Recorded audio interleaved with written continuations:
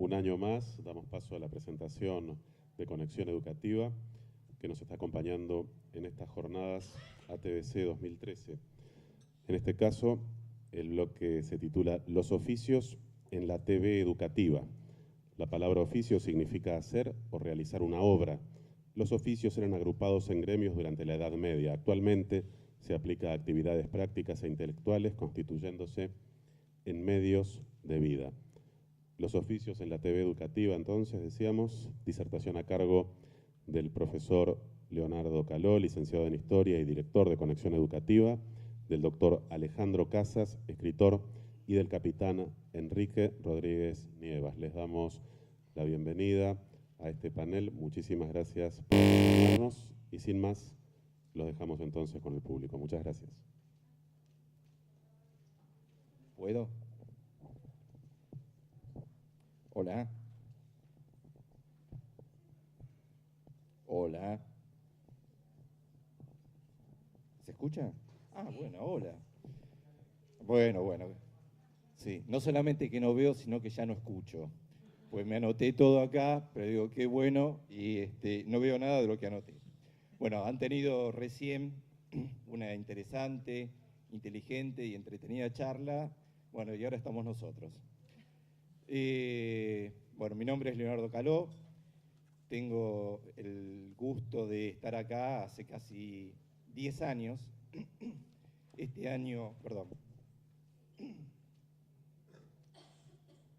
los hago toser a todos. Este año estamos cumpliendo 10 años con Conexión Educativa.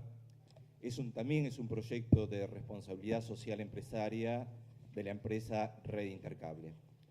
Como todos los años hacemos, ahora sí, esta voz de hombre. Como todos los años hacemos, presentamos los productos que hemos realizado durante el año, una síntesis de ellos, no se preocupen, y luego hablamos un poquito sobre estos para luego pasar a la charla sobre oficios. Así que lo primero que hacemos, pasamos el video sobre el tráiler de Conexión Educativa, año 2012-2013.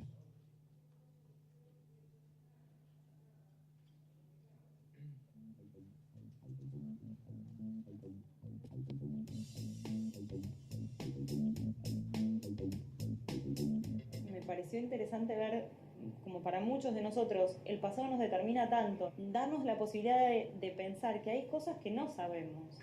Cuando llego a esta idea de los clubes, de vuelta volví a sentir como un aire fresco. Veía la luz, veía el color y pum, sacaba la foto. Yo lo que quería tener imágenes más oníricas, como una especie de cosa medio inquietante de que no sabes bien qué puede suceder. Me llamo Wayne Bernardson, yo soy norteamericano, soy autor de varias guías turísticas, más que nada sobre los países del Cono Sur.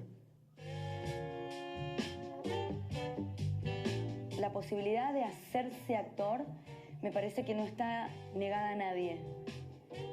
Cualquiera puede hacerlo y dedicarse, pero tenés que sentirlo.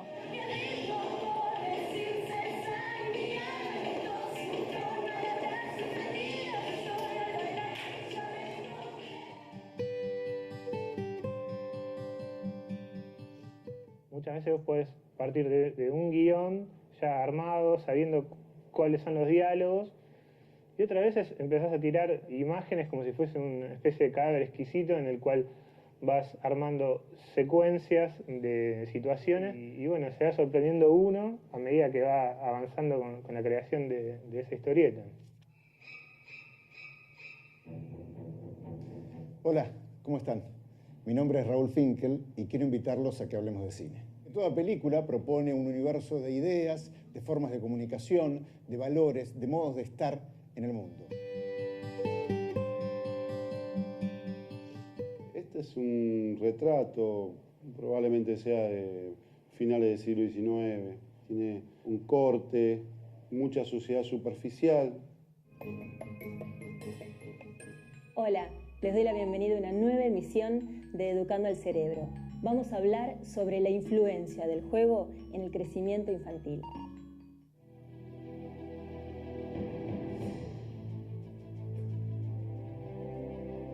El tiempo llegará en que estos parajes vírgenes de civilización se conviertan en populosos centros donde el hombre aproveche las múltiples y poderosas fuerzas que ostenta allí la naturaleza. Está por escribirse aún la verdadera historia, desprovista de pasión y cálculo que establezca lo que haya de cierto respecto a las luchas contra el titulado salvaje. Hay una sola patria para el mapuche y para el hombre blanco. Una sola patria, a pesar de todo.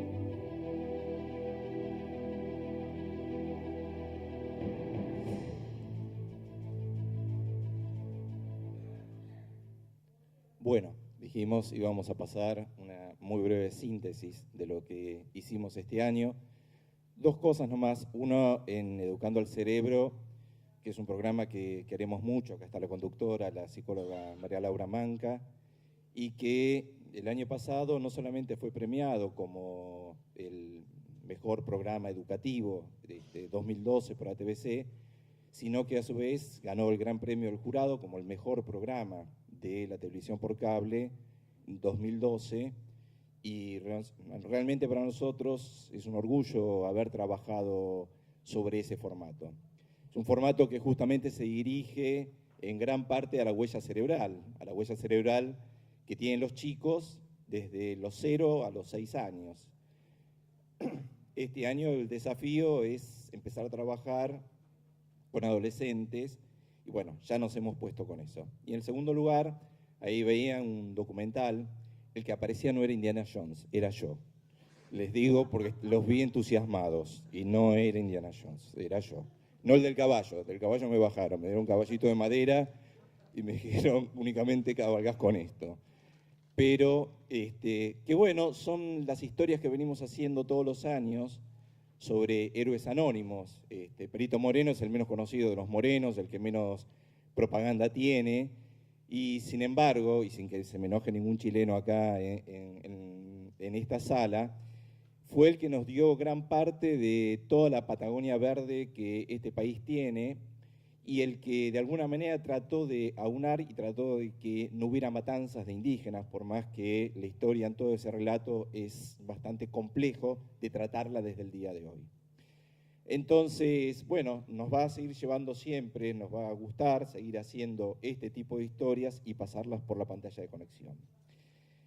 Cuando empezamos con los oficios, fue a partir de charlas que tenía acá con el señor que tengo al lado, cuando dábamos clase juntos, y él me contaba que escribía, lo cual a mí me daba una envidia terrible porque lo único que puedo escribir a veces es un crucigrama, y él me contaba de los libros y la imaginación que tenía para generar esos libros, y entonces un día nos preguntamos qué es el oficio de escribir. Y lo primero que nos respondíamos es que es el oficio más solitario que hay. Entonces con eso empezamos a indagar qué eran los oficios. A partir de eso, bueno, vamos a hacer hoy, vamos de nuevo, como todos los años, lo voy a llevar a la historia, que es parte de mi antigua profesión, y vamos a ver cómo se desarrollaron los oficios en la historia, y luego los vamos a ver como si la televisión también los representa. En un punto también la televisión nos muestra parte de esos oficios. Entonces, hoy lo que decíamos, primero siempre hay que ir al diccionario, algo que recomiendo, que viene ¿de dónde? De opus obra y de facere hacer, que significaba hacer una obra. Pero pensemos en los tiempos pretéritos que todo esto se aprendía muchas veces trabajando la materia y especialmente con la práctica. Esto va a cambiar un poco a partir del siglo XIX, siglo XX, porque hasta el mismo día de hoy, cuando uno ejerce un oficio, ya va a tener que también estudiar, aprender algo más sobre ese oficio. Esta era la pregunta que nos hacían hace años atrás. ¿Qué querés ser? Maldita pregunta, porque uno tenía que contestar bombero, astronauta, jugador de fútbol y demás. Ahora te contesta, y no sé, y no sé si quiero trabajar y no sé si quiero estudiar, con lo cual no preguntas más nada. Déjalo que la vida dirima, vaya dirimiendo hacia dónde quiere ir, y entonces ya ni siquiera preguntamos. ¿Pero de dónde vienen los oficios? Los oficios vienen desde el momento que nos separamos como homínidos y empezamos a generar cultura. Acá lo que vemos es, quién sabe, es un dibujo de un Homo habilis que hace 2, 3 millones de años está golpeando unos guijarros para poder construir una cuchilla, para poder construir un arma con el cual podían cazar. Al cazar podían tener carne, al tener carne tenían proteínas, y esas proteínas, después de muchísimos millones de años, permitieron generar la especie que somos hoy, que somos los sapiens sapiens. Saltamos casi 2 millones de años y llegamos al arte, donde ya sí ahí somos sapiens sapiens, donde tenemos un pensamiento mágico. Esto es una reunión de dibujos que se encuentran en el Paleolítico Superior. Puede ser, hay parte ahí de Altamira, hay parte de Lascaux, que son los dos lugares emblemáticos que tiene Europa para mostrarnos estas pinturas. Pero el hombre empezó también con el oficio de pintar, ejerciendo una influencia mágica, porque vemos las escenas de caza y las escenas de caza con los ciervos muertos. O sea, pensando que si ellos podían dibujar esto, esto iba a pasar. Mucho sin el pensamiento mágico. Y llegamos a los escribas, los antecesores de Casas, que tenían una función, un oficio muy importante, que era la administración. O sea, en el antiguo imperio de Egipto tenían la función de poder administrar. Alguien tenía que llevar los registros, cosa que fue primero para una casta, fue primero, quien sabe más, para todo el sector ligado al faraón, pero luego ya se convirtió en un oficio en sí mismo y que se aprendía, y que por eso al día de hoy podemos tener algunas tablillas que han quedado, no las que quedaban sobre papiro, eso se deshace, pero sí sobre tablillas, y entonces veíamos ese oficio, ¿no? El de escribir y de administrar en el Antiguo Egipto. Pasaron de nuevo otros miles de años y el mundo se convirtió en rural. Habíamos ya dejado de ser seres que andábamos corriendo detrás de los animales, pasamos a ser sedentarios y nos necesitábamos dedicar a plantar y a cuidar animales. Y así pasamos muchísimos, pero muchísimos años. Si uno mira ese mundo rural, recién termina, cuando termina el medioevo, en el siglo XVIII, que empieza la Revolución Industrial en Inglaterra. Pero estaban los oficios, ¿no? Acá tenemos el tema de hacer una obra y con manualidades, y trabajar y aprender justamente con la práctica. Más claro e imposible, los oficios del medioevo, que tenían un maestro, un oficial y un aprendiz. Eso eran los gremios. Si alguno todavía recorre algunas ciudades de Europa, especialmente en España, ustedes pueden ver la calle de los herreros, la calle de los talabarteros, la calle de los zapateros. Entonces, ¿qué eran? Justamente las calles donde estaban instalados estos artesanos que tenían, se empezaron a agrupar en gremios, que eran cerrados, que no dejaban entrar, nada parecido a los gremios de hoy, no se parecen en nada. Y que tenían como función enseñar al aprendiz un oficio. Ese aprendiz aprendía el oficio, un día llegaba a ser oficial y después de muchos años llegaba a ser maestro. Y estaban, bueno, acá los parientes lejanos del capitán Enrique, que en un puerto medieval comandaban esos barcos que más veces que hemos hablado con Enrique de lo que significa, y él que viene del sur, lo que significaba capitanear, si me permiten el término, esos barcos llegados de Europa y llegando a pasar por aguas absolutamente bravías, y uno los ve y son pequeñas cáscaras de madera, era realmente uno de los oficios, quién sabe, más peligrosos que podía llegar a ver. Los inefables, estos son los banqueros.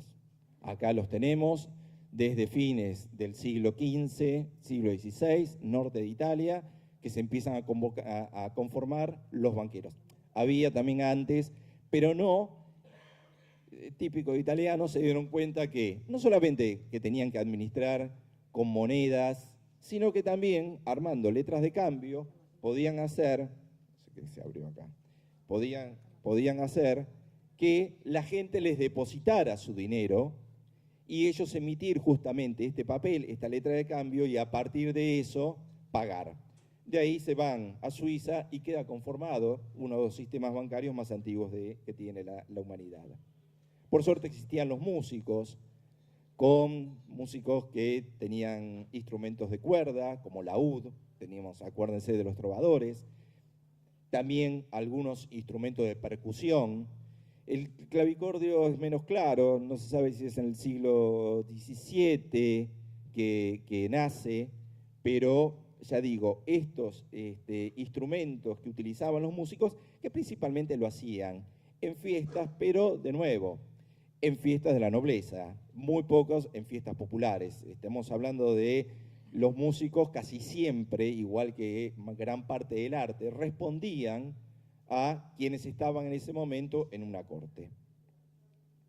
Y estaban los imprenteros, los que necesitamos para luego hacer que la cultura de los libros pudiera ser universalizada. Hasta ese momento, ustedes saben, los libros se copiaban a mano.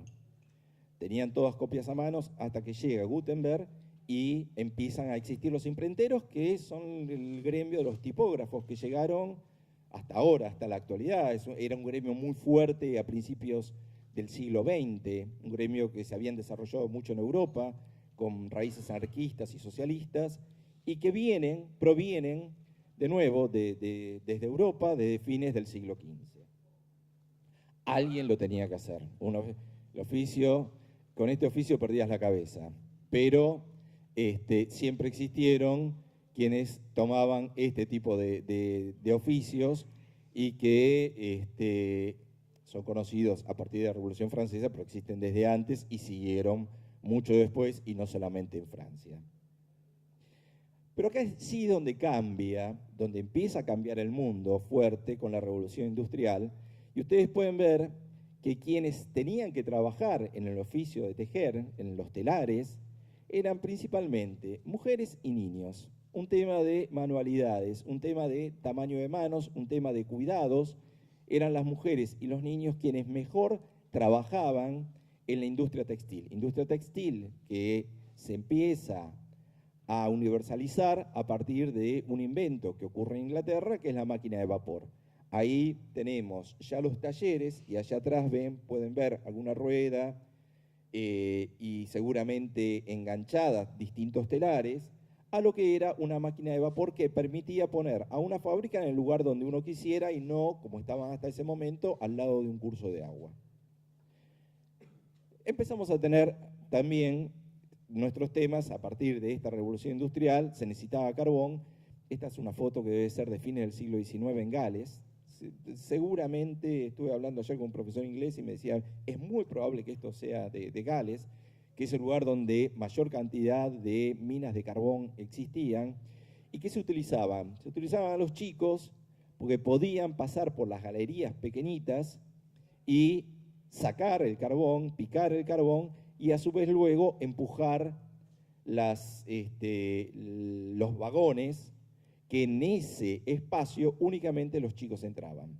Obviamente, cuando uno mira cómo fue el trabajo, no solamente hablemos de la esclavitud, sino el trabajo, que era un trabajo pago, muy mal pago, absolutamente mal pago, pero que siempre hubo abusos.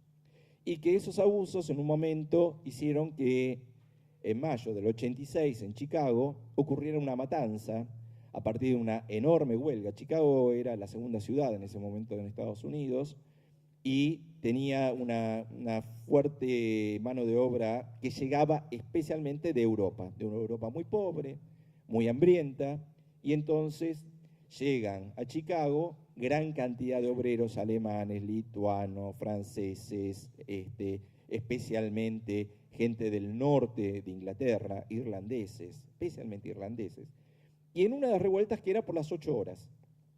8 horas trabajamos, 8 horas descansamos, y 8 horas estamos en familia. Ahora queremos descansar más y el tema de familia lo estamos negociando, estamos viendo. Pero en ese momento el pedido era ese, de las 8 horas, 3 partes de 8 horas. Hubo una enorme represión, hubo cantidad de muertos, juicios, no solamente que hubo represión y muertos, sino que luego juicios y ahorcados porque estaban atentando contra el sistema capitalista. En mayo del 89, la Segunda Internacional Socialista declara el 1 de mayo como Día Internacional del Trabajo, y de ahí que viene.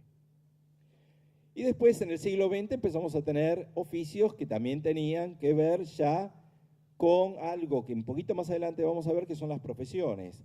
Porque acá tenemos constructores. Acá se utilizaba mucho a una tribu, los Mojaco, que no tenían vértigo.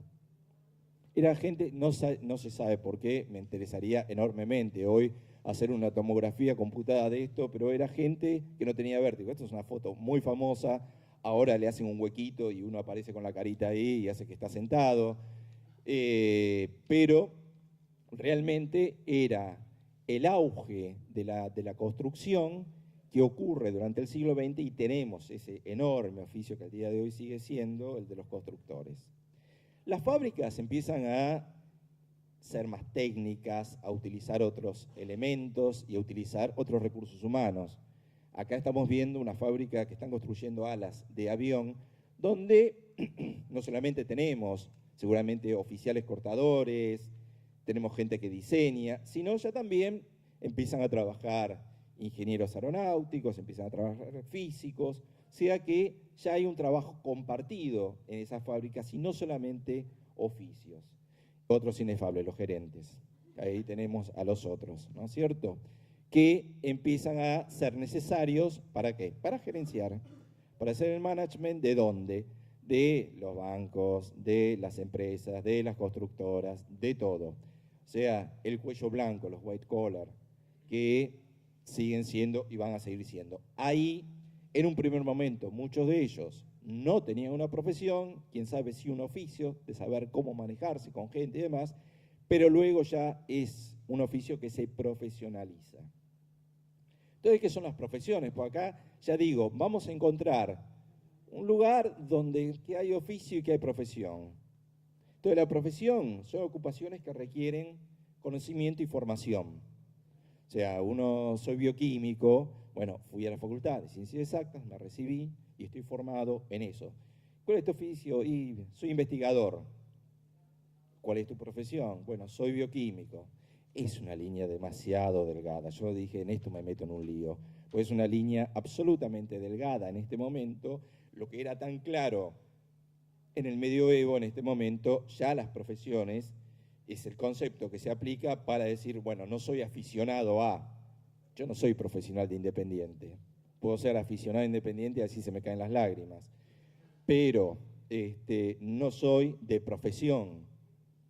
Entonces, necesitamos un conocimiento especializado y formación.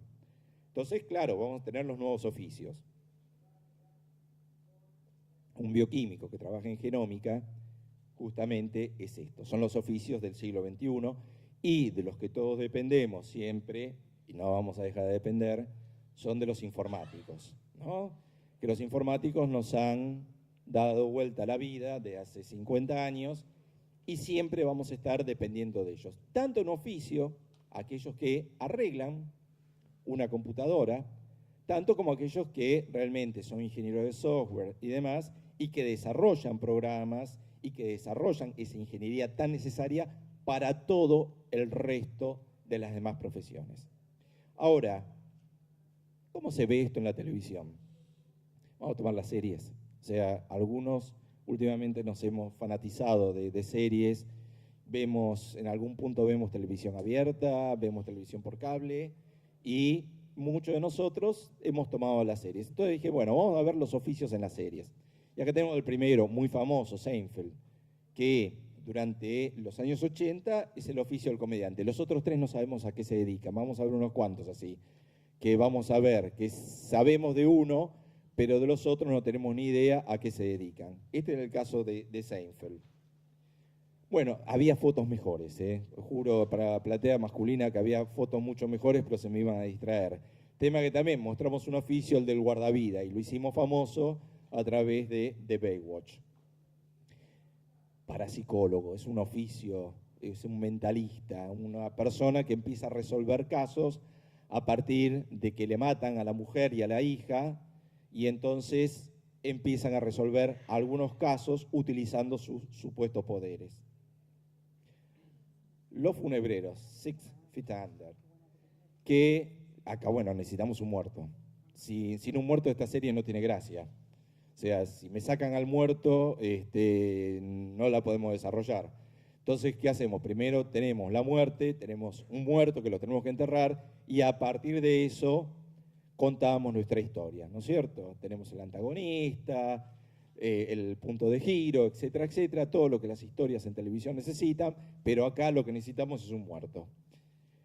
Y una muy famosa, que también da para, espero que después, si hacemos la mesa, da para la charla. Esta es la primera serie que sale de Netflix, muy famoso sitio de internet, que vende series a través de internet. Y que le está dando un giro también, porque hay mucha gente, que son millones de personas, que se inscribieron en Netflix para ver series, y esta es la primera, y realmente es muy buena, y que es El oficio del político. El oficio del político, que lo va mostrando en su estadía en Washington. Y llegamos a uno de los más famosos, a House, que, de nuevo, ya no es un oficio, es una profesión, ¿no? Pero nos mostró cómo, de alguna manera, en un hospital hay un personaje muy famoso que desarrolla justamente su oficio o profesión. Una muy querida, especialmente por muchos chicos, y especialmente por muchos chicos que están en la universidad, los nerds, ¿no? El grupo de físicos de Big Bang Theory, que muestran de nuevo, a partir de una sitcom, cómo es la vida que desarrollan, obviamente en tono de comedia, estamos hablando, no están desarrollando un oficio, pero uno puede ver en esta serie, primero, muchos enlaces a viejas series, desde a Batman, a Superman, como también a series de los 80 y series de los 70, como también gran parte, si a alguno le gusta la ciencia, encuentra relatos de ese oficio que es ser científico. Esta es una de las que a mí más me gusta, personalmente más me gusta, que es Mad Men, y que relata a los publicistas.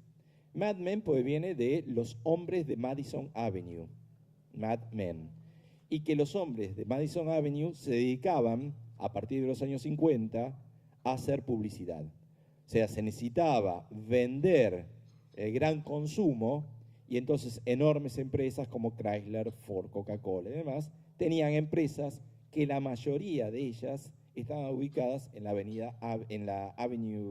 Madison Avenue en Nueva York.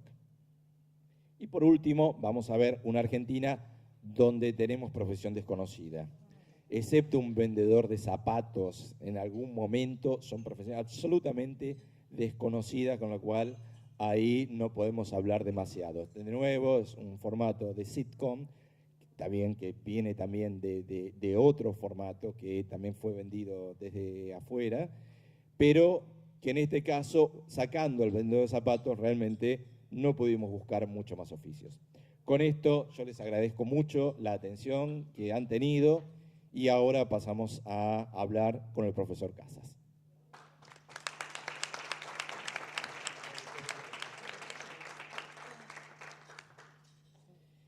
Antes de llegar al profesor Casas, lo que vamos a hacer es pasar un tráiler de los oficios, y luego ya lo dejamos a él.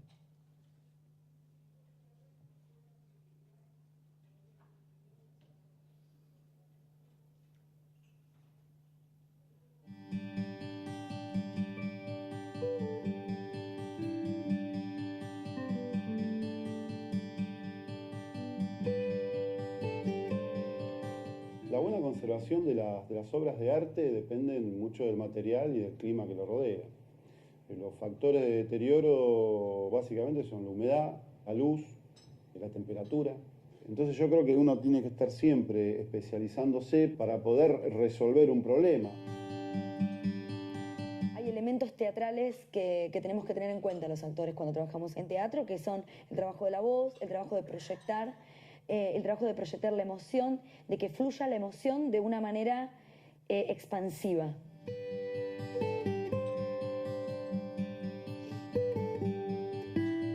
Viajar es evitar una vista miope del mundo. Nos permite abrir los ojos y pensar en cómo piensan los demás.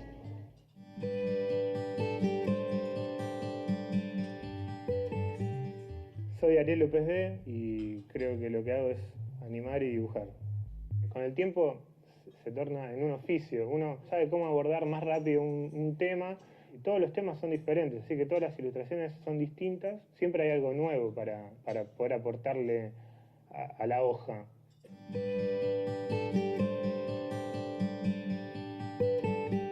En flamenco lo llaman duende.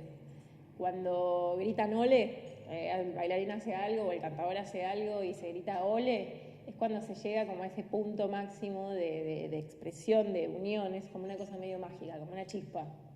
En ese momento yo siento que desaparezco. Escribir supongo que es una improvisación mental y aparecen cosas que no tienen que ver con ningún tipo de cálculo ni con ninguna zona consciente. Hay algo de farsante en escribir. Escribir no es un don, pero sí es muy importante la lectura, cierta sensibilidad para captar cosas que tienen que ver con la personalidad. Por ese lado sí, me inclino a pensar que hay algunas cualidades para tener en cuenta, pero no creo que se nazca escritor. En realidad, como momentos cruciales o momentos dificultosos, uno es después de haber terminado con una novela, sobre todo César Pavese dice que el escritor después de haber escrito algo queda como una escopeta que recién ha sido disparada, vacía y humeando. Y ahí viene, concatenado con eso, la necesidad de encontrar otra nueva historia para empezar a escribir, esto de quedarse en blanco o el síndrome de la hoja en blanco. Sí, es muy particular lo de escribir historia en el pueblo. Los lectores del libro quieren sentirse identificados con los personajes y con las historias, quieren identificarlos, ver quiénes son, fulano, sultano, le buscan referencias. No tengo un lector ideal en mente. Lo que tomo como referencia es que la historia me entretenga. La novela es un modo más de poder desentrañar incógnitas o poder conocer un poco más del alma humana, que es tan compleja, ¿no?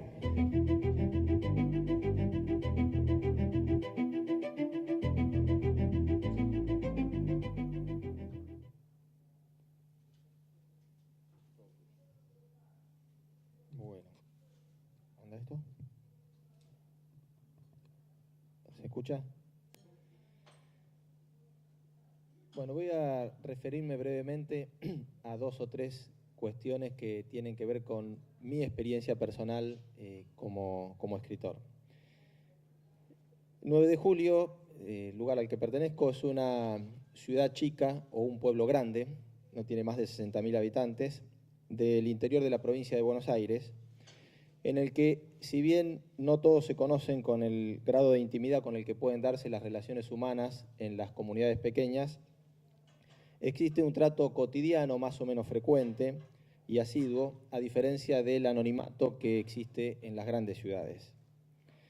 A esa circunstancia, en mi caso personal, se le suma el hecho de haber vivido toda la vida en 9 de Julio, lo que acrecienta el trato personalizado. Un escritor de ficción, teniendo en cuenta los límites laxos y huidizos que existen entre la realidad y la ficción, se nutre permanentemente de la realidad.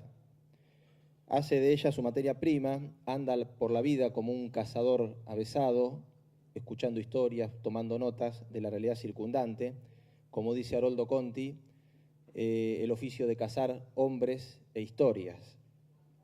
Y escribir novelas o cuentos en una comunidad no demasiado grande, donde uno se encuentra a diario con la misma gente, suele ocasionarnos situaciones insólitas y risueñas, porque la gente quiere identificar e identificarse con esas historias. Le resulta difícil comprender que una historia narrada es resultado de un complejo proceso de creación en el que intervienen sí condimentos de la realidad, sobre todo de la realidad más inmediata y circundante, pero también intervienen muchos otros componentes que son exclusivamente producto de la imaginación. Como dice Vargas Llosa, al dejar volar su imaginación, los escritores salen de sus precarias existencias a vivir otra vida, para vivir un sucedáneo de la realidad real. Uno de los primeros cuentos que publiqué trata de las últimas horas de una persona desde el momento que sale de su casa con la decisión de suicidarse hasta el momento en que concreta el acto suicida. Y así va, en esas pocas horas, se va cruzando con vecinos y con lugares de su pueblo y va repasando su vida. Alguien de 9 de julio que leyó este cuento se había empecinado en querer saber quién era este Arístides Pieroni, así se llama el personaje de mi cuento, y tan empecinado estaba que un día me lo encontré en la calle y me dijo muy convencido que ya sabía quién era Pieroni. Y me lo describió de cuerpo entero, y no solo eso, me dijo también muy convencido que había sido compañero de trabajo de su esposa. De más está decirles que Arístides Pieroni existió, al menos para mí, pura y exclusivamente en mi imaginación. Sin duda también me di cuenta que Arístides Pieroni existió para otras personas, ¿no? Situaciones como estas, simpáticas y risueñas, a veces se tornan tormentosas y difíciles de sortear cuando al afán por identificar las historias narradas con la realidad se le suma el afán de protagonismo que todos tenemos. Y así en reuniones familiares y sociales no falta el que tiene la historia ideal para ser contada y se toma su tiempo de contarnos esa historia y tenemos que escucharlo, ¿no? Para no ponernos en una situación incómoda o no quedar antipáticos. Otra particularidad del oficio de escribir tiene que ver con mi formación profesional. Soy abogado y docente en el área de las ciencias sociales, dos actividades atravesadas por el dogma de la ley y por el conocimiento ordenado, sistemático y metódico de la realidad. Es así que yo ya estaba atravesado por estas coordenadas académicas cuando la literatura apareció en mi vida. Para ser más preciso, debo decir, cuando la literatura se hizo presente de una manera más explícita, ocupando una parte importante de mis actividades cotidianas, cuando llegó a ser, como bien decía Leo, un oficio, empezó a ser un oficio, con todo lo que ello implica, porque la literatura estaba presente de mucho tiempo antes. Fue la experiencia de escribir, esa experiencia de cazar hombres e historias y de crear sucedáneos de la realidad real, la que me abrió caminos hasta entonces desconocidos e insospechados. Además de las aventuras atrapantes y cautivantes que me permitió vivir la escritura de ficción, ensanchando los límites de mi propia experiencia. Esta es otra de las particularidades que tiene la escritura, nos permite ensanchar los estrechos límites de la vida, vivir varias vidas en una sola. Ella me amplió la perspectiva del mundo de una manera inusitada y potencialmente infinita.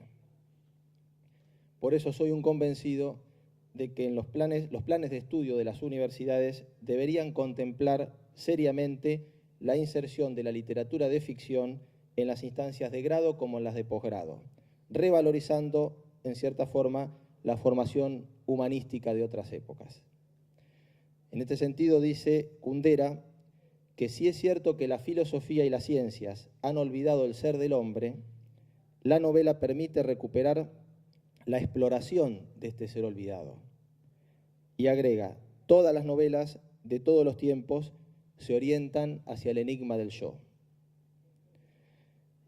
Y para terminar, una referencia al mundo interior de los escritores, a la intimidad de los escritores. Como bien dijo el profesor Caló también en algún momento, según García Márquez, tal vez exagerando los términos de su afirmación, como corresponde a todo buen escritor, este es el oficio más solitario del mundo. La soledad, esto lo pienso yo en mi caso personal, en dosis apropiadas es una compañía necesaria de toda actividad artística, como también lo es de toda actividad que requiera de un trabajo intelectual. Pero hay una faceta del oficio de escribir en la que, a diferencia de las otras manifestaciones del arte, la soledad se intensifica y se convierte en un profundo abismo en torno a la persona del escritor. Esa faceta se da a partir del momento en que el escritor decide concluir su obra y publicarla. Dice Borges que publicamos para dejarnos de corregir, y esto también es cierto. Tomamos la decisión de publicar porque si no nos pasamos toda la vida corrigiendo. Y Abelardo Castillo dice que nadie escribe una novela, todos escriben borradores. La mejor novela es el mejor borrador. El músico tiene la posibilidad de compartir sus trabajos con el auditorio. Algo parecido ocurre con el pintor y con el escultor en las exposiciones de sus obras. Pero el escritor que ha tomado la decisión de dar por finalizado su trabajo y de publicarlo para que sea leído, pierde toda posibilidad de tomar contacto con los potenciales lectores, abriéndose entre aquel y estos un abismo insuperable. Es cierto que pueden darse encuentros ocasionales o buscados entre el lector y el escritor, pero no dejan de ser encuentros eventuales y siempre parciales e incompletos. Algunos de ellos simpáticos, otros fastidiosos, como los que refería al comienzo para los que pertenecemos a una ciudad pequeña. El vacío y el silencio que siguen a la decisión de terminar y de publicar una obra literaria son tan intensamente profundos que el escritor permanece en una especie de limbo durante el cual perduran en su cabeza las voces de los personajes, las imágenes, los sonidos, los gritos, los olores, los sentimientos y todas aquellas sensaciones y vivencias que fueron poblando su mundo interior. En la parte del video del oficio de escribir que se pasó, lo decía la frase de César Pavese, que es una metáfora muy exacta y precisa, que el escritor se encuentra después de haber terminado una obra como una escopeta que ha sido recién disparada, ¿no? Vacía y humeando, queda en un puerperio. Esa sensación de soledad y de vacío que se siente después de haber terminado un trabajo literario es la que, a mi humilde entender, da pleno sentido a las palabras de García Márquez sobre el oficio más solitario del mundo. Los personajes con sus historias a cuestas ya no están, pero sus voces aún repercuten en la cabeza de ese pequeño Dios que les dio vida. Ahora bien, este momento de la soledad del escritor suele agravarse ante los obstáculos y limitaciones con los que se encuentra para editar sus trabajos y para difundirlos. Es cierto que en los últimos tiempos proliferaron notablemente trabajos de la industria literaria, llenándose de una cantidad de publicaciones de todo tipo y calibre. También es cierto que un escritor no tiene por qué acceder a los mismos tópicos de celebridad que hoy predominan en ciertos sectores del mundo artístico. Pero la difusión de las obras literarias es valiosa tanto para el escritor que ha puesto su esfuerzo y su dedicación en escribirlas, como para los lectores que esperan conocer nuevos mundos literarios. Por eso la iniciativa del canal Conexión Educativa en este ciclo de los oficios es doblemente valiosa, porque además de la calidad y profesionalidad del trabajo en sí, nos permite difundir nuestro oficio. Además está decir que la proyección del programa el 9 de julio acrecentó ese halo mágico que suele rodear a los artistas en general y a los escritores en particular. Me convirtieron un poco también en actor, ¿no?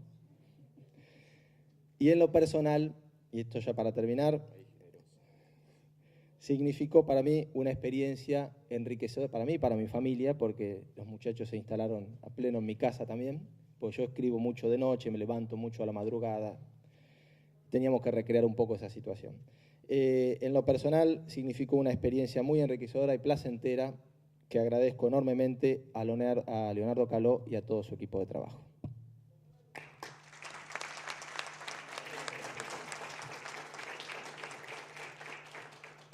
Bueno, desde ya que muchísimas gracias. Realmente se comportó porque hasta le hicimos poner lagañas a las 7 de la tarde, levantándolo de la cama, haciendo que fueran las 6 de la mañana cuando este sujeto se levanta a escribir.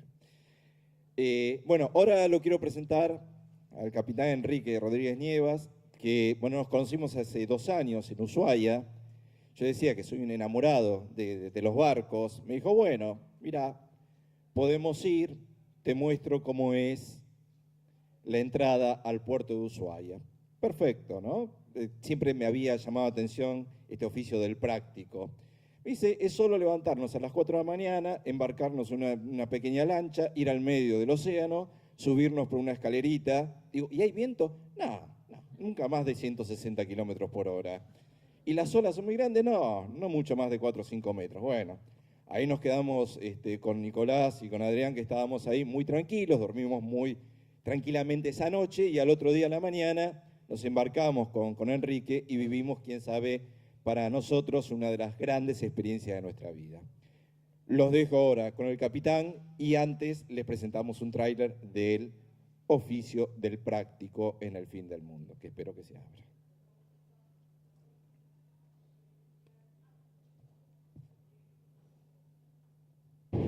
Estamos viajando por la ruta J. Esta ruta llega hasta Harberton, donde vamos a embarcar en la lancha para llegar hasta Baliza Davison.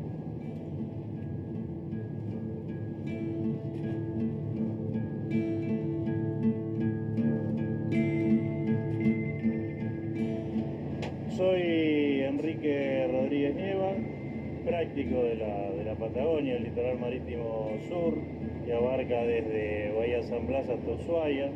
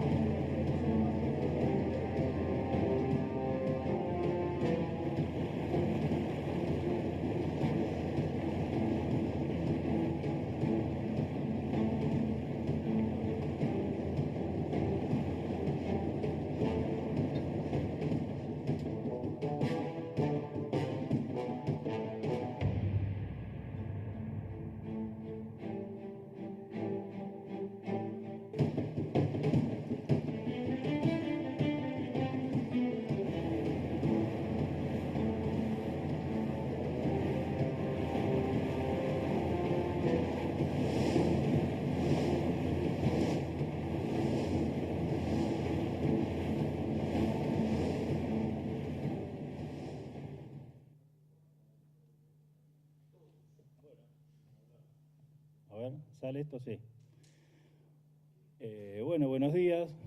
Como decía ahí, yo me llamo Enrique Rodríguez Nievas, soy práctico de la Patagonia,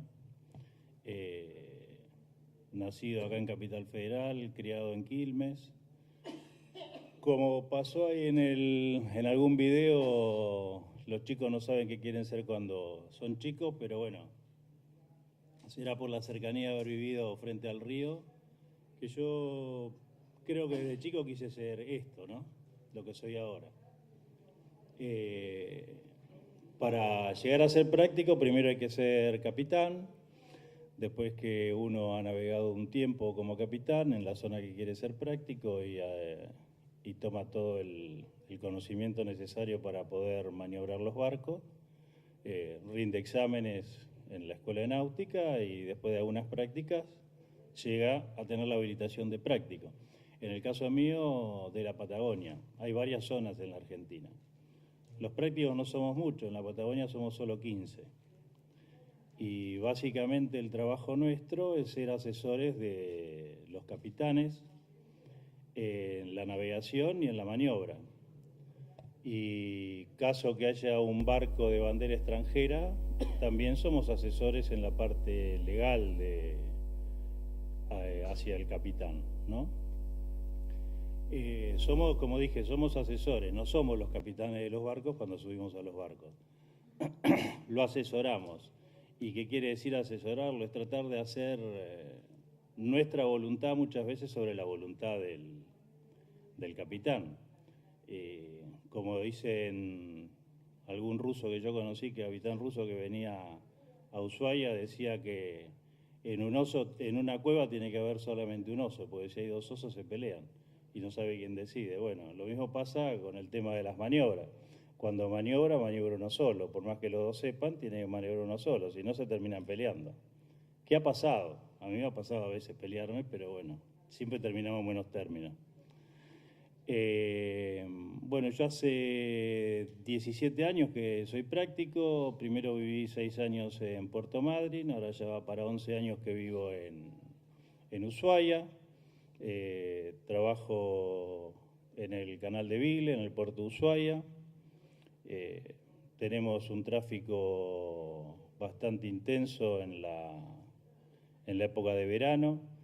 Ushuaia es la puerta a la Antártida, así que todos los viajes que se hacen a la Antártida salen de Ushuaia, eso genera que vengan muchos barcos de pasaje.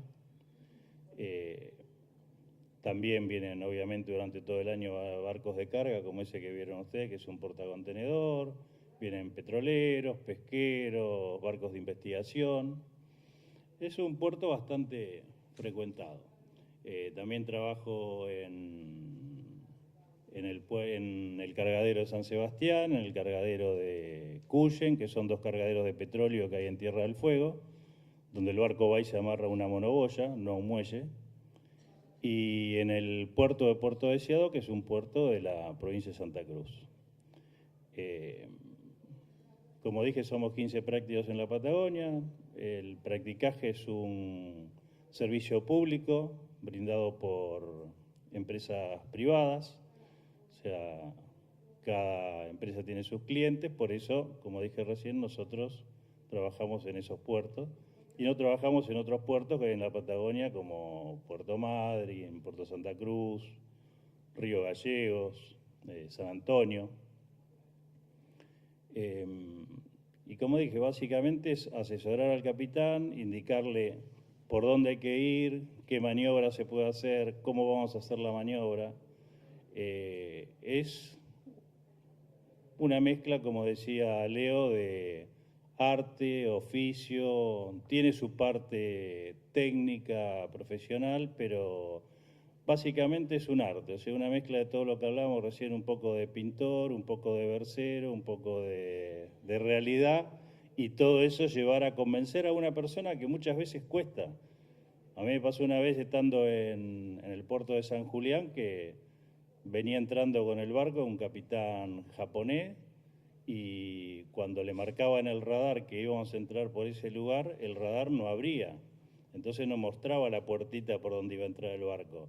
Y no me creía, le tenía que mostrar en la carta que eso era real. Lo que decía la carta, en algún momento se iba a ver en el radar. Y el tipo no creía, pues veníamos con un barco de 140 metros navegando a meternos arriba de una piedra, según él, ¿no? Después, bueno, cuando se abrió el lugarcito y entramos, se convenció de que era real que podíamos entrar, ¿no? Pero hay que convencerlo al japonés, al chino, al ruso, al noruego. O sea, y bueno, eso crea buenas relaciones, es un trabajo agradable, duro algunas veces y agradable siempre y con muchas anécdotas. No siempre las maniobras son iguales, no siempre las situaciones son iguales, por ahí no siempre el ánimo de uno es igual, ni el ánimo del capitán es igual. Y como dice, que acá está presente el capitán Moretó, que fue mi maestro, que no solo hay que meter al capitán, sino hay que meter al capitán, al marinero, al timonel, al cocinero, hay que meterlo todo con el barco, si no, no entran. Entonces, no solo influye el conocimiento que tenga uno y la pericia que tenga uno, sino que hay que articular todo para que todos hagan lo que uno quiere. Y todas son personas con sus condiciones distintas, sus estados de ánimo distintos y ganas distintas de hacer las cosas en ese momento. No mañana ni pasado, sino en ese momento. Así que, bueno, es una cosa entretenida, tal vez no conocida para mucha gente, por más que somos un país que tiene un litoral muy amplio, pero yo creo que en términos generales se vive mucho de espaldas al mar. Todos miran para la pampa, pero no miran para el mar, y el mar es muy amplio, muy grande y lleno de muchas riquezas. Y hoy en día, cuando yo empecé a estudiar, nadie conocía, ni yo tampoco conocía. Yo me sentaba en el río en Quilmes, miraba a los barcos pasar por lo que después supe que era el canal de acceso al puerto de Buenos Aires y decía, bueno, yo quiero ser eso, quiero estar ahí arriba. Pero no sabía de qué se trataba. Después de tantos años me enteré. Yo empecé a navegar a los 19 años, tengo 56, así que, digamos, lo único que hice en mi vida fue navegar. Y seguiré hasta que me tenga que jubilar. Después no sé qué voy a hacer. Así que, bueno, no sé, no tengo nada más que contar, pero si quieren preguntar, después preguntarán. Gracias. Y gracias por la película.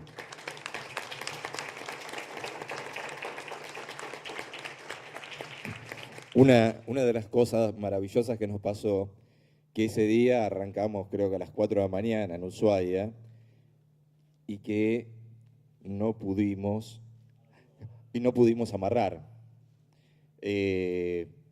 Contar. Bueno, como... No, las malas palabras que dije en ese momento no.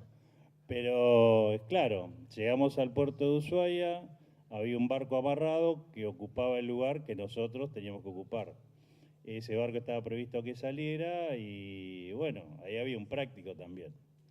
Y, bueno, el práctico ese consideró que la situación no era la adecuada para sacar el barco y nosotros estábamos ahí a 1.500 metros de donde estaba el otro barco, que en Ushuaia se da una situación propia del lugar, que cuanto más nos arrimamos al muelle, el muelle está más protegido por la montaña, entonces hay menos viento. Y afuera, a 1.500 metros del muelle, que parezca mentira, siempre hay más viento. Entonces el señor nos decía que él tenía mucho viento y nosotros estábamos afuera y no teníamos viento, entonces yo no entendía nada. Por eso fue que lo insulté varias veces. Y bueno, que yo no sabía que me estaban filmando, después me dijeron que lo cortaron. Pero bueno, quedó grabado, lamentablemente para él, o sea, si lo ven los profesionales cuando vean la película, van a decir, ¿cómo? Este tipo no podía sacar el barco. Así que bueno, nos quedamos ahí, después nos bajamos, justo ahí en lo que pasan del video se ve el Taga Bay fondeado, ahí está fondeado el barco en la rada de Ushuaia, en la bahía de Ushuaia, esperando que mejore el tiempo. Y bueno, sobre las 10, 11 de la noche mejoró, amarró casualmente otro práctico, yo no fui otra vez a ese barco, me fui a hacer otro trabajo y bueno, y siguió la historia y siguió el práctico ese que le cuesta hacer las cosas, pero bueno, ¿qué le va a hacer? Cosa de la vida, como dice acá Leo, es un país generoso. No sé si quedan algunas preguntas, encantado de contestarlas con el equipo.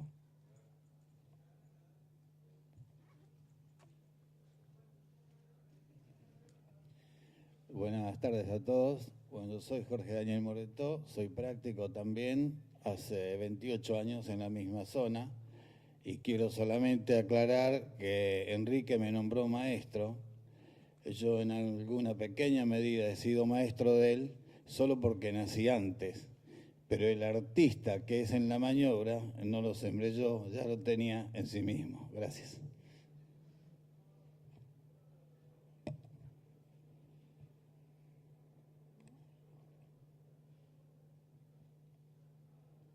Han leído que a esta hora venía el almuerzo. Ahí tenemos, bueno, él es el culpable de que no coman ahora rápido.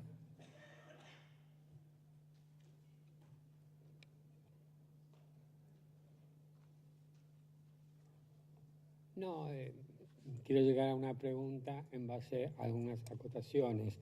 O sea,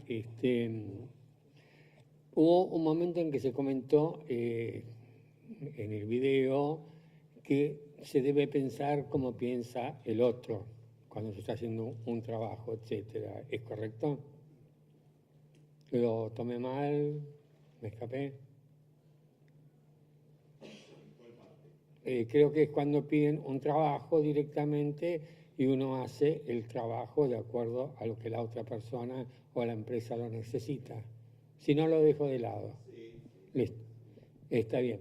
Pero lo fundamental para mí, con todo respeto, es, o sea, escribir no es un oficio, no es un arte, no es más que un arte.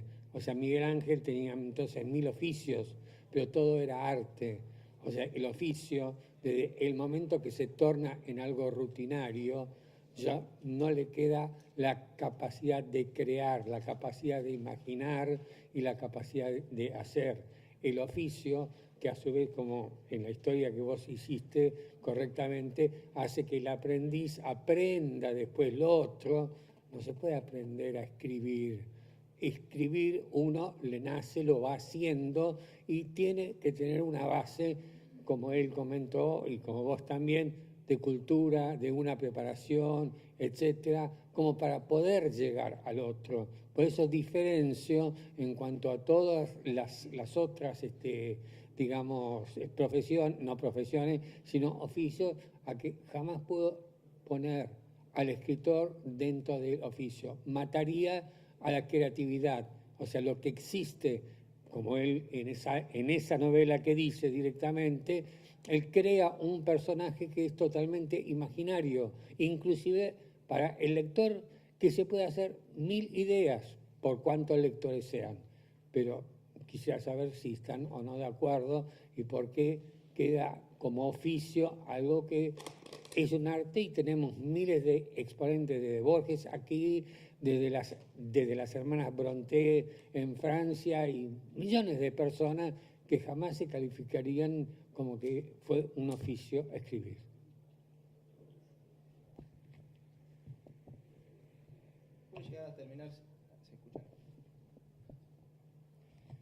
Puede llegar a terminar siendo una cuestión semántica, pero póngale el nombre de oficio o el nombre que quiera, pero lo cierto es que eso de que hay un tanto por ciento de inspiración y un tanto por ciento mucho más de transpiración es rigurosamente cierto.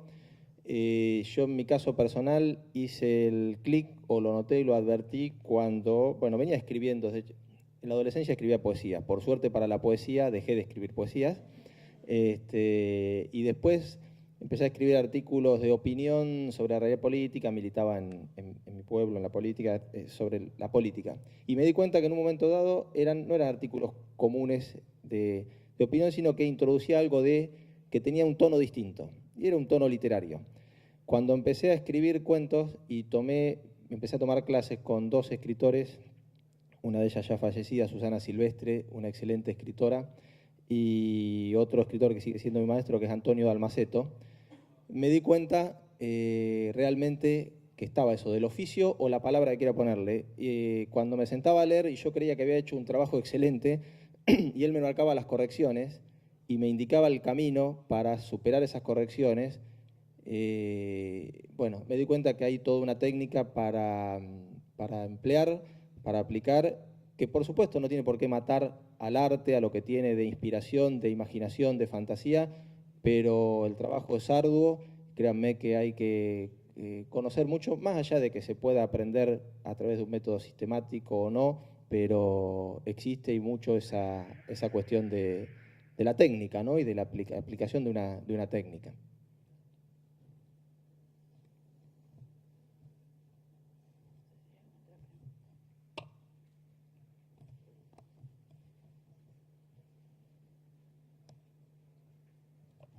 Sí, buenas, ¿qué tal? Quizá no me corresponde a mí, pero me gustaría, ya que el señor habló, quisiera decir que el arte es un oficio, o sea, sobran ejemplos en la historia y en la actualidad de gente que vive de su arte, desde fotógrafos, pintores, era simplemente, me parece un poco obvio, pero quería... La famosa frase de Picasso dice, bueno, que la inspiración existe, pero te tiene que agarrar trabajando, digamos. Hay un método, se encara el trabajo. Si uno lo compara, qué sé yo, bueno, como, no sé, opera una fábrica, en cierta forma, sí, pero el artista, digamos, incluso Picasso tenía sus ayudantes, digamos, gente que trabajaba para él. La idea era de él, la completaban otros artistas haciendo un trabajo más técnico, pero me parece que eso de separar lo artístico de lo que es un oficio hoy por hoy, hablando de televisión, bueno, hay guionistas, iluminadores, gente de arte, vestuario, toda gente que aporta su creatividad a lo que es el oficio de la televisión. Me parece que, es una cosa que quería aportar. Queda para largo, ¿no? Pero me parece que lo artístico está inmerso, más que nada en el mundo televisivo, está más que explícito. Simplemente eso. Soy medio malo para hablar, como se habrán dado cuenta, pero...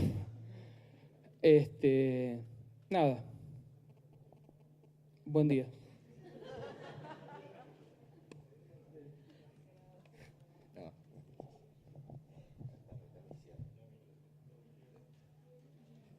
Gracias, Adrián, por tu exposición. No, claro, tiene sentido decir, bueno, no separar el arte. A mí lo que me llevaba cuando terminaba de armar esas fotografías que pasamos a través de un PowerPoint, era que realmente era muy claro el oficio en la Edad Media, pero clarísimo, porque alguien trabajaba sobre algo manualmente, iba aprendiendo, tenía un maestro, pasaba y llegaba, después de muchos años, a ser maestro. Eso estaba muy claro. El tema de ahora, bueno, se complicó con la profesión, donde ya seguimos un cierto currículum y demás. Hoy, una profesión de plomero, el tipo tiene que estudiar. Es un oficio. El oficio de plomero, se me salió profesión. El tipo tiene que tener un plomero, por más que haga cosas chiquitas, tiene que tener un título habilitante. Electricista, lo mismo. Un constructor, lo mismo. O sea, son aquellos antiguos oficios que al día de hoy necesitan pasar por una universidad, un terciario, una escuela especializada, lo que sea. Entonces, pasa por eso. Pero creo también, como decía Alejandro, tienen un método, tenés que seguir un método. Nosotros estamos trabajando en televisión, podemos tener mucha creatividad y demás, pero todos los chicos que están trabajando con nosotros, todos pasaron por una institución, no se nota, por una institución educativa, digo, no penitenciaria. Digo, pero tienen que tener justamente ese conocimiento que luego sí es aplicado a este oficio y que sí requiere de su creatividad. Algo que me quedó, cierto, en esta diferencia entre oficio y profesión, no necesariamente para ser escritor hay que estudiar letras. Eso también quiero aclarar, porque me ha pasado, es más, y lo hemos hablado con Antonio Dalmaceto esto, cómo a veces las personas que salen de la Facultad de Filosofía y Letras, que escriben, a veces, no quiero decir que es una deformación profesional, pero terminan siendo demasiado técnicas y ahí sí mata por ahí a la parte o supera la parte, a la creatividad. Es más, el caso propio de Antonio Dalmaceto no pasó por una universidad y es, a mi modo de ver, un excelente escritor, ¿no? Y así muchísimos ejemplos. Pero el trabajo arduo y metódico está y tiene que estar en algún momento. A comer. Bueno, de ya que muchísimas gracias por habernos escuchado.